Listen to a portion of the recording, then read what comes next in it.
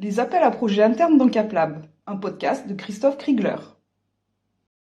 Bonjour à tout le monde, je m'appelle Christophe Kriegler, je suis enseignant-chercheur en mathématiques et je travaille au laboratoire de mathématiques à l'Université Clermont-Auvergne. Comment avez-vous connu CapLab? J'ai une collaboratrice en Angleterre et on a cherché un moyen pour qu'elle puisse venir à Clermont-Ferrand en tant que postdoctorante.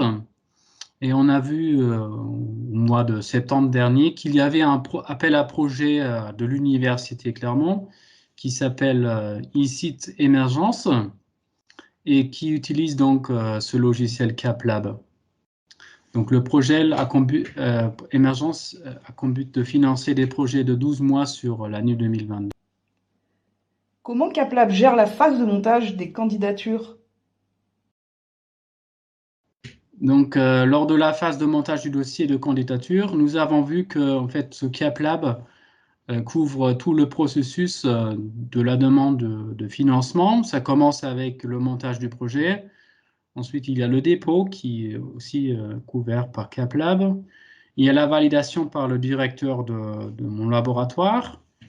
Et après, la demande est transmise directement avec le dossier complet au comité d'évaluation et on reçoit une réponse aussi par CapLab. Quelle a été votre expérience utilisateur sur CapLab? Donc, d'abord, vous cherchez le site web avec une adresse très simple qui s'appelle caplab.amu.fr.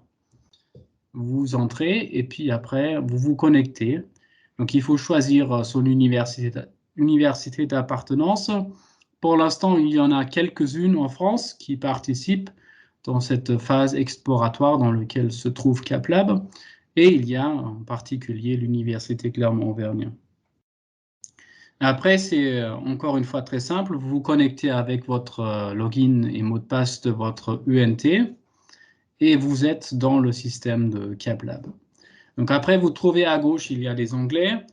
Et en particulier, donc pour nous, c'était intéressant d'avoir la fonctionnalité qui s'appelle donc appel à projet. Et il y avait l'appel à projet émergence. Il y a une description quand on clique dessus avec les dates limites, à quel moment on peut s'attendre à avoir une réponse. Tout ça, c'est expliqué au début.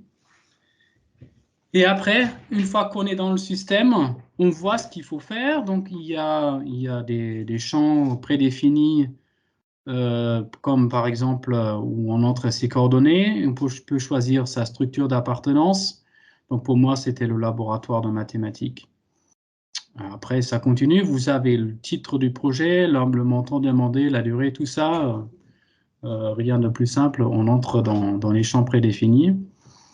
Et une particularité, par contre, dans notre projet, c'était qu'il y avait, à part la postdoctorante, il y avait un autre chercheur, une troisième personne qui était impliquée dans ce projet et qui appartient à un autre laboratoire français.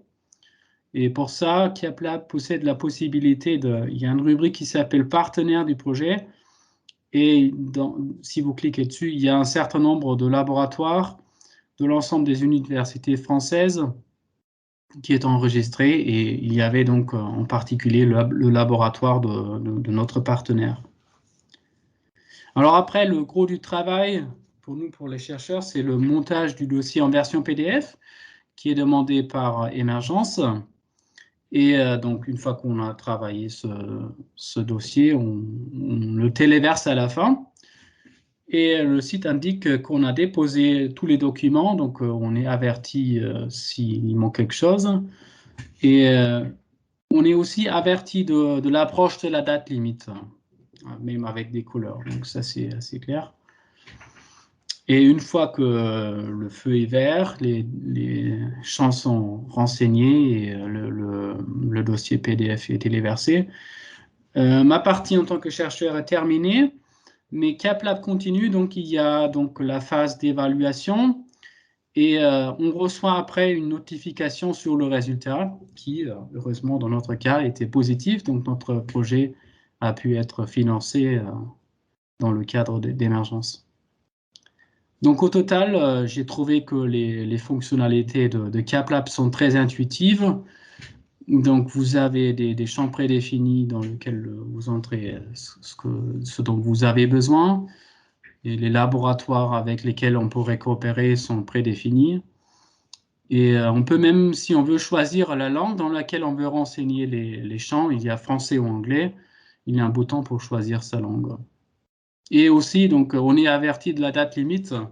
Donc, il y a peut-être des gens pour qui ça peut être utile de savoir que maintenant, voilà, ça devient urgent. Donc, au total, en résumé, CapLab, c'est un outil très convivial et ça facilite vraiment l'utilisation pour un chercheur pour déposer un projet. Et voilà. Donc, j'espère que vous avez une première impression et je vous souhaite une bonne journée.